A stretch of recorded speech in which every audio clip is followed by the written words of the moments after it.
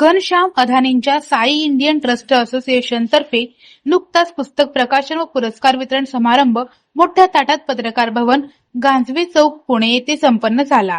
या कार्यक्रमाच्या अध्यक्षस्थानी महामंडलेश्वर योग गुरु आचार्य कृष्णदेवजी गिरी महाराज हे होते, तर प्रमुख अतिथी म्हणून खासदार मेघाताई कुलकर्णी, पद्मश्री बिकू दाते, पद्मश्री पोपटराव पवार, पद्मश्री डॉक्टर उदय देशपांडे, पद्मश्री चित्राम पवार, पद्मश्री दादासाहेब लाड, पद्मश्री विजय शाह या मान्यवरांची उपस्थिती होती।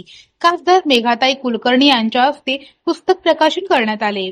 जागतिक विक्रम नोंदविण्यासाठी राजेश पांडेय अध्यक्ष पुस्तक मेळा, सौ Bhabhi Kurnani London book of record, Abhijit Joshi director general Tilak Vidyapeeth Maharashtra हे मान्यवर उपस्थित होते।